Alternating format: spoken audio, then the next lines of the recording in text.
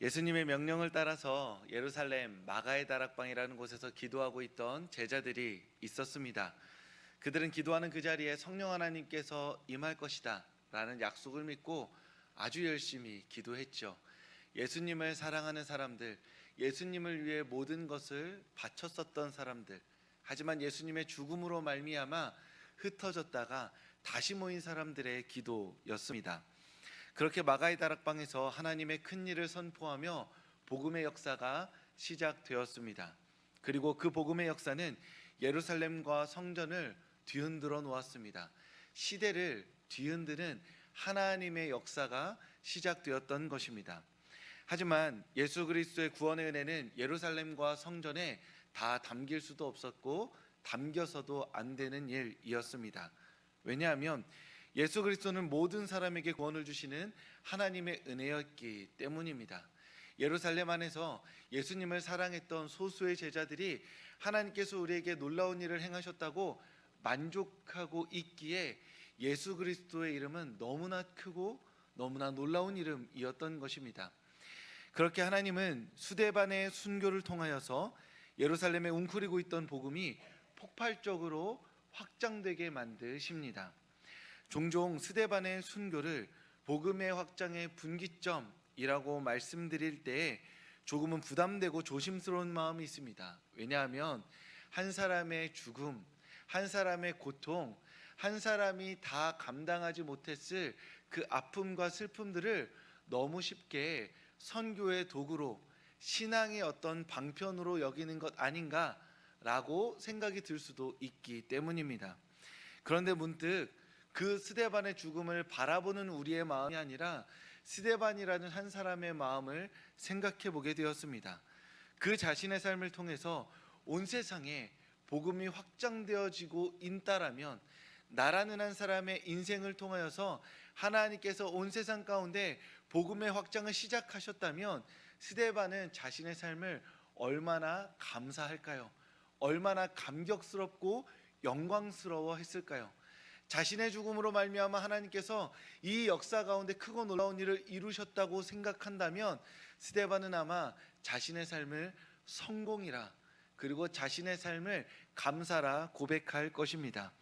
그런 의미에서 주를 위해 생명을 바친 스데반의 죽음은 결코 헛되지 않았습니다. 주님은 스데반의 죽음의 자리에 복음의 씨앗을 심어 온 세상에 흩뿌리셨습니다. 그런 의미에서 스데반의 죽음은 예수 그리스도의 복음을 위한 영광스러운 순교였습니다. 스데반의 순교로 촉발된 복음의 확장은 빌립이라는 사람을 통해 사마리아로, 그리고 아나니아를 통해 사도 바울에게로, 그리고 베드로를 통해서 무할례자, 그리고 이방인, 게다가 부정한 자였던 로마 군인 고넬료에게 다다르게 됩니다. 이 과정을 지난주에 말씀드렸습니다. 베드로는 자연스럽게 사역을 해나갔고, 베드로가 루다와 요빠를 거치면서 지금 내가 예루살렘에서부터 좀 멀어지고 있구나, 하나님께서 나를 쓰시고자 하는 바가 무언가 특별한 순간에 임계점에 다다르고 있구나 생각하는 시기였습니다. 게다가 그 베드로에게 3번이나 반복되는 환상을 보여주셨죠. 그래서 베드로는 그 마음에 이제 나를 통하여서 무언가의 금지, 어떤 선을 넘어가야 할 때가 오고 있는 것 아닌가 짐작할 수 있었습니다. 그때 이방인 고넬료가 베드로에게 찾아오게 됩니다. 베드로는 그를 찾아가 하나님의 말씀을 선포하고 그 자리에서 사도행전 2장에 있었던 성령이 임하고 하나님의 큰 일이 이루어지는 일들을 목도하게 됩니다. 아마 베드로는 정말로 그러한 일이 일어날 것이라고 상상하지 않았을 겁니다. 하나님께서 자꾸 이끌어 가시니까, 어떻게 말하자면 하나님께서 자꾸 등을 떠미시니까 일단 이방인인 고넬료의 집까지 가서 내가 늘 하던 예수 그리스도의 말씀을 선포했던 것이지, 그 예수 그리스도의 말씀을 선포함으로 말미암아 어떤 일이 일어날지는 기대하지 않았을 겁니다. 왜냐하면 앞서 말씀드렸듯 마가의 다락방에서 기도하다가 성령 받았을 때 그 성령 받은 멤버들이 다 예수님의 오른팔급인 멤버들이었습니다. 예수님의 사역을 지켜봤고 예수님의 사역을 지켜봤다가 배신도 했고 그러다가 다시 부활을 봐서 그 자리에 모여있던 사람들이었던 것이죠. 그러니까 어느 누구 하나 예수님에 대한 간절한 마음이 없는 사람이 없었습니다. 다 정말로 사랑했고 그 당대에 예수님을 위해서 목숨을 바칠 만큼 간절한 사람들이 모여서 기도하다가 성령이 임했던 것이죠.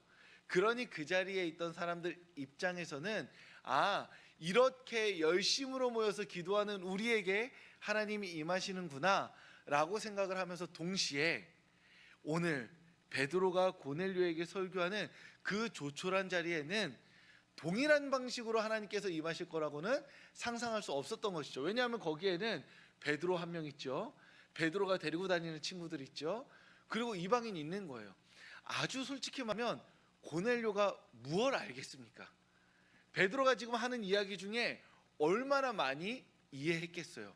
고넬료 입장에서는 예수님이라는 사람의 이름을 처음 듣고 그 사람이 지금 어찌저찌 하다가 십자가에 달려 죽었다가 다시 살아났다고 한다라는 이야기만 들었던 것이죠. 게다가 고넬료 집에 있던 가족들은 고넬료보다도 더 이해도가 떨어지겠죠.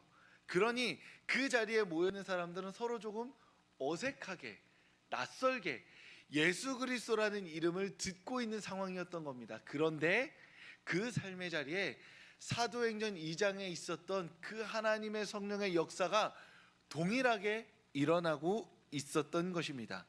베드로 입장에서는 사람이 계획해서 일어날 수 없는 일, 누가 보아도 명백하게 하나님의 섭니다, 하나님의 계획이다 라고 말할 수밖에 없는 일이 지금 그 자리에 일어나고 있었던 겁니다.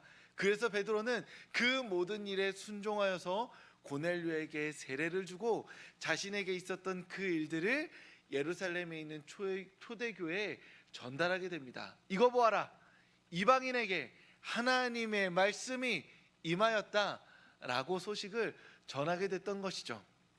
미국의 장로교 선교사였던 알렌 선교사의 이야기입니다. 그가 의료 선교사로 파송되어서 1884년 격동의 조선 땅 한양에 당도하게 됩니다. 그가 복음을 전하기 위해서 한양에 왔는데 그의 주된 임무는 의료 선교사였습니다. 즉 의사로 이 땅에 온 것이죠. 그런데 여러분 한번 생각해 보세요.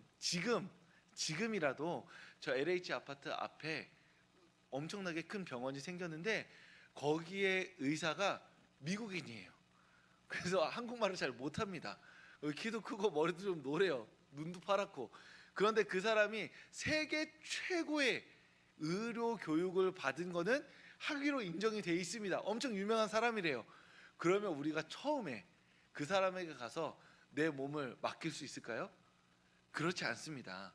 왜냐하면 의료라는 것이 너무나 보수적인 것이기 때문에 내가 나의 마음을 알아주고 또 내 상황을 충분히 이해해주고 소통이 가능한 사람과의 관계에서 의료가 시작되고 치료가 진행되는 것이지 정말 잘났다라는 것 하나만으로, 그가 지금까지 살아온 커리어 하나만으로 우리가 진짜 말도 잘 안 통하는 외국인에게 내 몸을, 내 질병을, 내 상태를 맡기는 건 굉장히 어려운 일이라는 것이죠.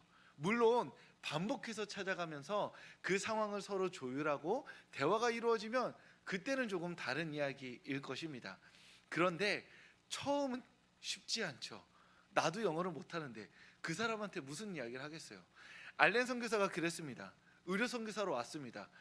뭘 할 수 있겠어요.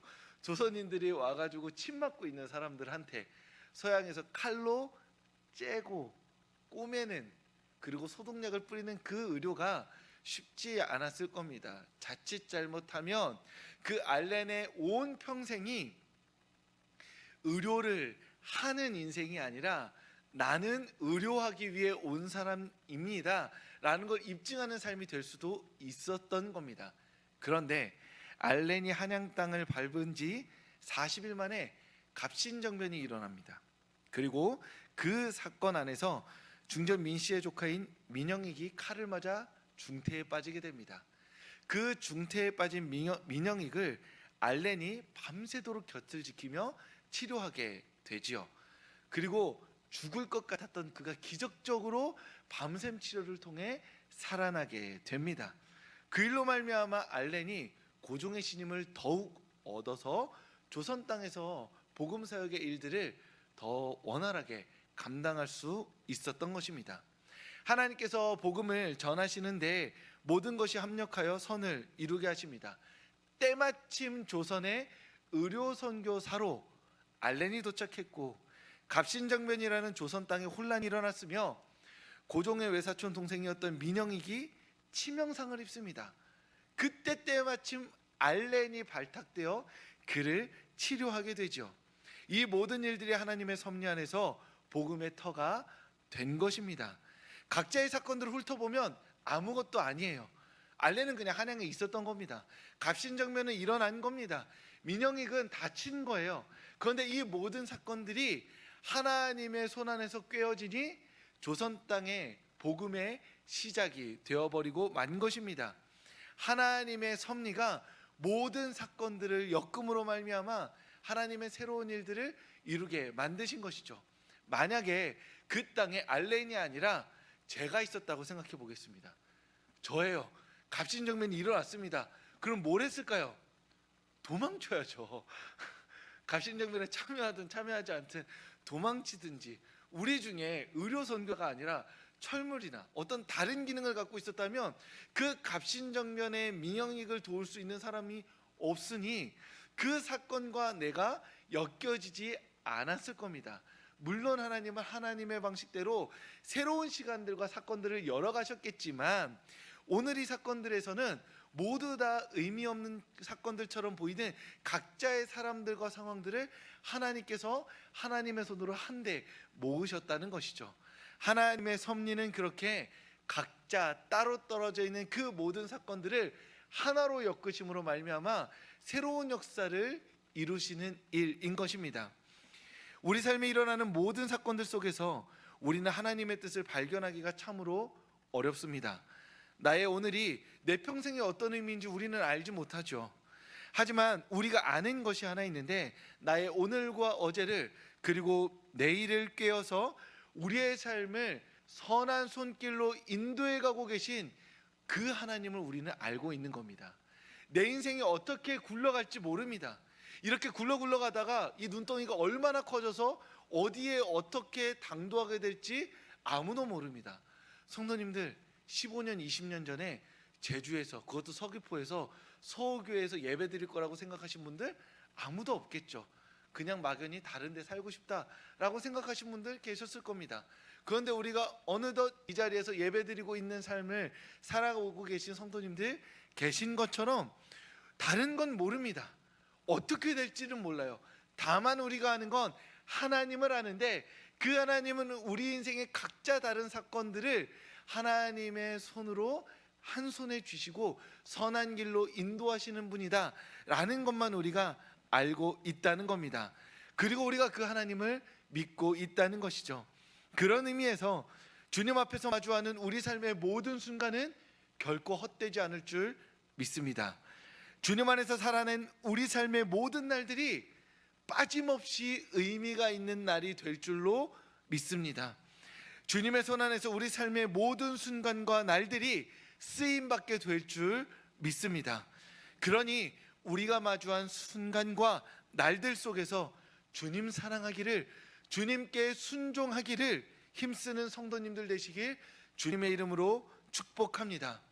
무의미해 보이게 지나가는 모든 관계들, 그리고 어제 기억도 나지 않는 모든 순간들, 그리고 내 마음을 스쳐 지나갔던 그 모든 감정들까지 어느 것 하나 빠지지 않고 하나님은 하나님의 손 안에서 섭리 안에서 귀하게 사용하실 줄 믿습니다. 그래서 우리의 삶에 소망이 있는 것이고 생명이 있는 것이고 희망이 있는 것입니다.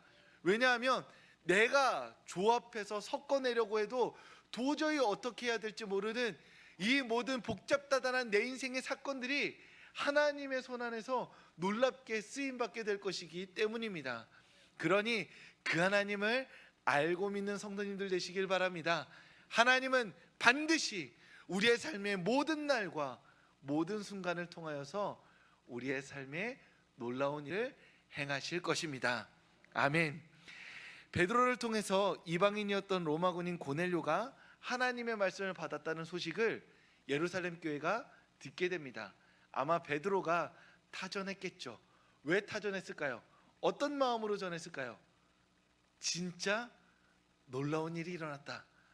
너희가 깜짝 놀랄 일이 일어났다. 이제 이방인들도 하나님의 말씀을 받게 되었다. 감격과 기쁨 가운데 소식을 전했을 것입니다. 사도행전 8장에 보면 빌립을 통해 사마리아가 하나님의 말씀을 받았을 때 그때도 예루살렘 교회가 이 소식을 알고 사도들을 파송합니다.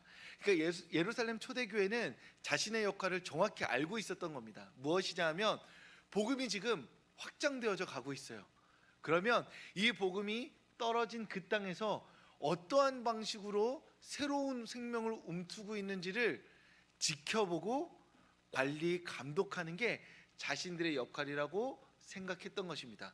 그래서 사마리아에 복음이 들어가고 하나님의 말씀이 막 열매 맺는다. 그러면 사도를 파송하는 거죠. 그래서 사도들이 가서 이 예수 그리스도의 이름이 왜곡되지 않도록, 흐트러지지 않도록 그렇게 사람들을 보내고 관리하는 역할을 예루살렘 교회가 하고 있었던 겁니다. 그 와중에 베드로를 통해서 소식이 전해져 오죠. 고넬료라는 사람이, 이방인이, 로마 군인이 예수 그리스도를 십자가에 못 박았던 그 로마 군인 그 중에 한 사람인 고넬료라는 사람이 예수님을 믿게 되었다. 이 소식이 타전되어집니다. 그리고 베드로가 그 소식에 뒤이어서 예루살렘 교회에 오게 되죠. 아마 베드로는 기대했을 겁니다. 사람들이 얼마나 이 일을 기뻐할까. 오늘 우리의 이야기로 따지면 이 소식을 접한 우리 다 같이 명륜 진사갈비 가서 회식 한번 하자, 이런 일인 거죠. 하나님께서 놀라운 일을 행하셨는데 우리가 여기 앉아서 기뻐합니다, 박수만 치고 있을 수 있겠습니까? 다 같이 오늘 공격 앞으로 명륜 진사갈비 가서 신나게 먹고 이 일을 기뻐합시다 라고 말했을 겁니다. 베드로는 아마 농담 삼아 말씀드리자면 회식의 기쁨으로 예루살렘에 당도했을 겁니다. 그런데 베드로를 기다리고 있던 건 회식도 아니고 기쁨도 아니고 잔치도 아니고 할례자들의 비난이었습니다. 우리 사도행전 11장 1절부터 3절 말씀 한 목소리로 천천히 읽겠습니다. 유대에 있는 사도들과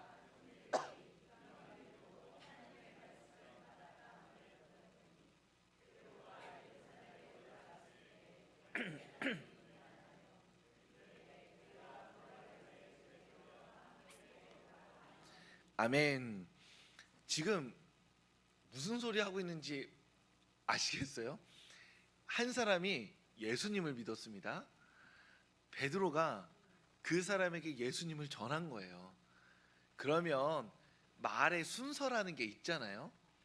그러면 말의 순서상 구원받은 거 너무 좋은데 라고 나가야죠. 앞에 일단 칭찬을 해야 우리 모두가 상황을 일단 칭찬할 건 칭찬하고 좋은 건 좋다고 말하고 긍정할 건 긍정하고 그 다음에 내가 불편한 걸 이야기해야죠. 그런데 지금 뭐라고 말하냐면 네가 지금 무할례자의 집에 들어가 함께 먹었니? 너 지금 할례 받지 않은 사람이랑 밥 먹은 거야? 걔네 평소에 율법 어긴 것도 아니죠. 그 사람들은 율법에 맞지 않게 부정한 음식, 돼지고기 같은 거 구워 먹고 삶아 먹는 애들인데 지금 너 걔네랑 밥 먹은 거야? 이 얘기를 하고 있는 겁니다. 유대인들에게 음식 규례 정말 중요합니다. 아주 오래도록 지켜온 정결 예식이에요. 그러니까 이 음식을 먹지 않아야 자신이 하나님 앞에 깨끗하다고 믿는 사람들인 겁니다. 그래서 엄청나게 세밀하게 음식 규정을 지켜왔고 먹어야 될 걸 먹지 않아야 될 걸 구분해왔고 먹지 않아야 될 음식을 먹는 사람과 함께 식사를 하지 않는 것이 유대인의 정체성이었습니다. 그러니까 매우 중요한 거 알겠어요. 그런데 지금 예수님이 임해서 우리 방언도 하고 하나님 큰 일도 하고 베드로가 성전 앞에서 사람 고치는 것도 보고 채찍질 맞았는데 감옥문 열리는 것도 다 봤잖아요. 하나님께서 큰 일을 하고 계신 거 다 본 사람들이 지금 이방인이랑 밥 먹은 것 때문에 베드로에게 따져 묻는 겁니다.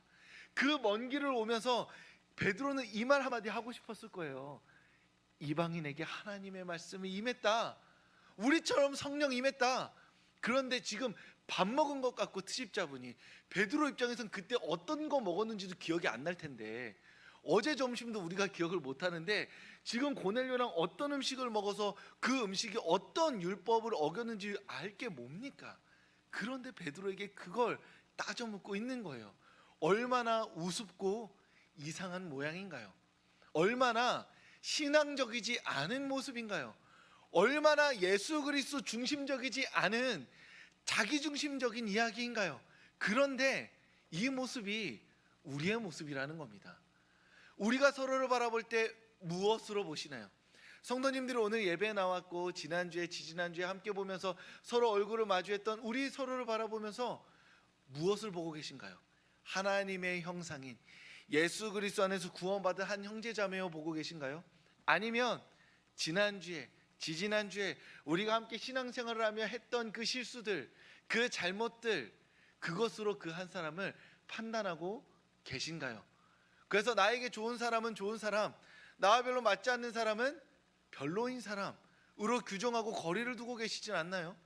예수 그리스도의 이름으로 함께 예배하며 성령의 은혜를 누리기 위해, 하나님의 말씀을 누리기 위해 이 자리 가운데 왔는데, 고작해야 우리가 서로를 보는 시선은 몇 년 전에, 몇 달 전에 나와 함께 하면서 내 기분을 상하게 했던 그 사소한 몇 가지로 서로를 판단하고 계시지는 않은가요? 이 사람들 어리석어 보이지만 사실 우리가 그런 마음, 우리가 그런 태도를 갖고 살아가는 사람들이라는 겁니다.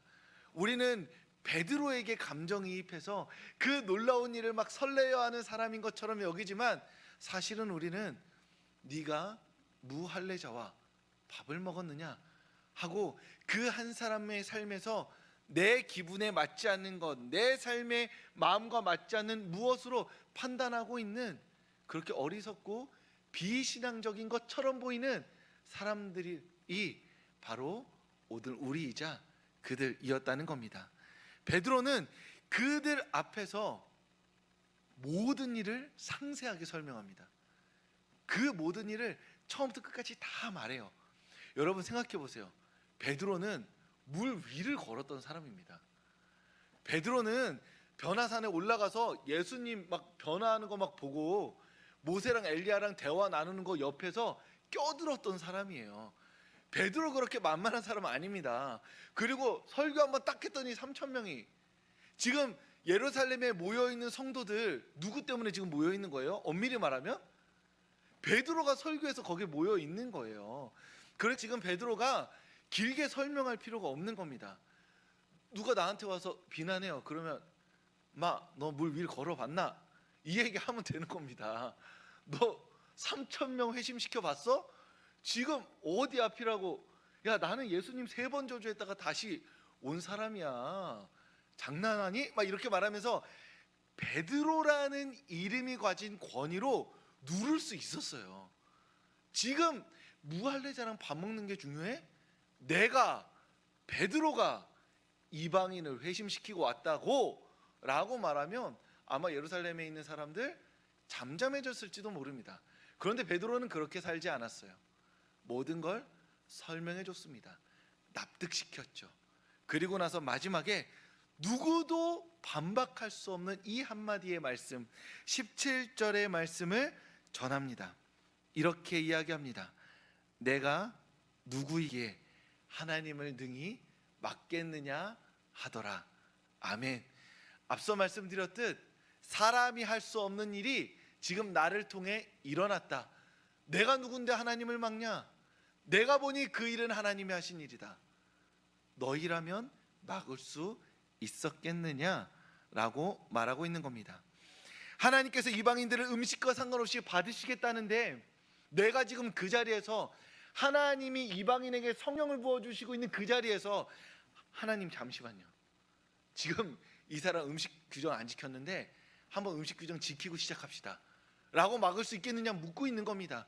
하나님이 이방인을 용서해 주시기로 작정하셨는데 내가 하나님 용서할 수 없습니다라고 말할 수 있겠느냐? 말하고 있는 겁니다. 하나님께서 이방인을 향하여서 사랑하겠다 결정하셨는데 그 결정에 내가 가운데 서서 막을 수 있겠느냐? 말하고 있는 것이죠. 하나님께서 이방인들을 향하여서 너는 나의 자녀다 라고 선언하고 계신 그 자리에서 내가 감히 내가 무엇이라고 그는 하나님의 자녀로서의 자격이 부족합니다 말할 수 있겠느냐? 베드로가 이야기하고 있는 것입니다. 하나님께서 결정하시면 그가 누구이든 이방인이든 로마 군인이든 음식 규정을 지키든 지키지 않든 아무 상관없습니다. 하나님이 용서하기로 하셨다면 용서받는 겁니다. 하나님께서 사랑하기로 하셨다면 사랑받는 겁니다. 하나님께서 하나님의 자녀라고 선언하셨다면 그는 하나님의 자녀가 되는 것이죠. 우리는 어떤 말도 할 수 없는 겁니다. 감히 창조주이신 하나님께서 사랑을 용서를 선언하고 계신데 피조물이 그 가운데서 어떤 말을 보탤 수 있는가요? 우리는 그저 하나님의 용서와 사랑을 찬양하며 높여드리는 것밖에 할 수 있는 게 없는 겁니다. 그런데 하나님께서 나를 사랑하신다고 용서하신다고 말씀하시는데 우리는 그 말씀 앞에 아멘으로 응답하고 계신가요? 우리가 서로를 바라보면서 그러한 마음으로 바라보고 계신가요? 혹여나 내가 나 자신을 바라보면서 하나님, 저는 하나님의 용서받고 사랑받는 하나님의 자녀가 아니라 어제, 엊그제, 지난달에 실패했던 사람으로 나 자신을 보고 계시진 않으신가요? 누군가 나에게 던졌던 그 날선 말들 분명히 거짓말인데 그래서 도저히 듣고 마음에 새길 가치가 없는 말들인데 그 말들로 나를 찌르고 계시진 않나요?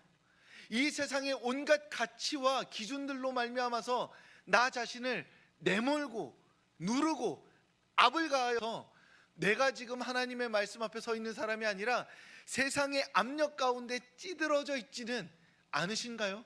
하나님이 내가 너를 용서했다고, 내가 너를 사랑한다고, 너는 나의 자녀라고, 그러니 나와 함께 이 세상을 기쁨과 감사로 살아가자고 말씀하고 계시는데 하나님, 저는 부족한 것 같습니다. 하나님 사랑 받을 만한 사람 아닙니다. 저는 하나님의 용서가 가당치 않은 사람입니다.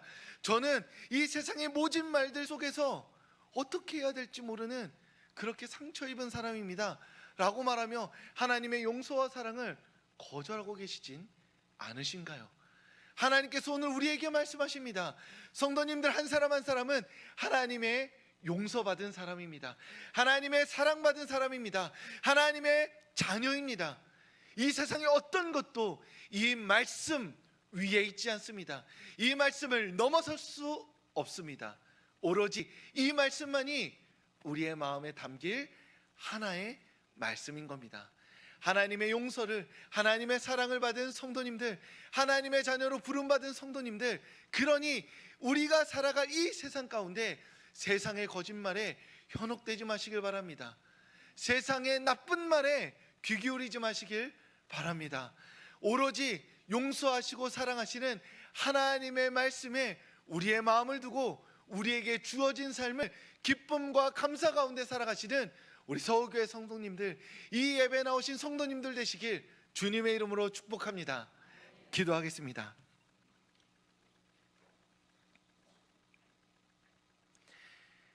하나님, 우리가 예배 자리에 나왔습니다. 세상의 모든 거짓말을 끌어안고 이 자리에 나왔습니다. 너는 잘못했다고, 틀렸다고, 끝이라고, 거기까지라고, 어쩔 수 없다고 그렇게 규정짓고 한계짓는 그 말들 속에서 하나님 겨우겨우 이 예배 자리 가운데 나왔습니다. 다시 한번 주님의 말씀을 믿고 의지하고자 합니다. 나를 용서하시고 사랑하신 그 하나님의 말씀을 우리의 마음에 품고 이 세상을 살아가고자 합니다. 나를 사랑받는 나의 아들아, 딸아 부르신 그 주님의 말씀을 우리 마음에 품고 살아가고자 합니다. 그러니 세상의 거짓말들 속에서 과거의 그 나쁜 생각들과 기억들 속에서 다시 한번 일어나 하나님의 사랑받는 자녀로 살아가는 우리 되게 하여 주시옵소서. 어제를 객관적으로 보는 것이 아니라 하나님의 시선으로 보게 하여 주시옵소서.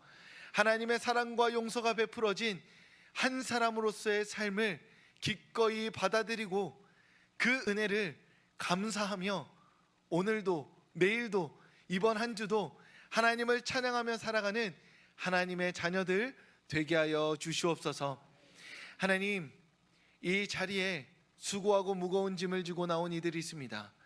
아무렇지 않은 척하지만 그 마음에 상처 입고 쏟아낼 그 많은 말들과 아픔들을 간직한 성도들 있습니다.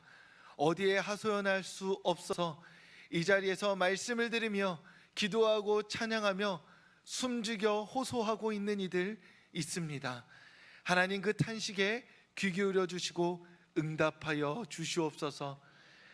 헤아릴 수 없는 그 마음들에 주님 은혜를 베풀어 주시옵소서.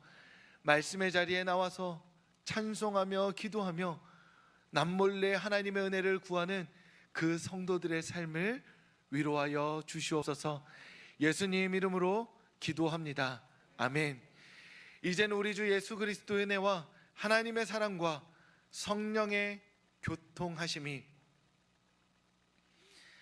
하나님께서 베풀어 주신 용서와 사랑, 나의 사랑하는 아들아, 나의 사랑하는 딸아 라고 하시는 그 말씀을 그 마음 가운데 새기고 그 말씀을 따라 살아가기로 결단하는 이 자리 가운데 모인 모든 이들의 머리 위에 지금부터 영원까지 함께 하시기를 간절히 축원하옵나이다. 아멘.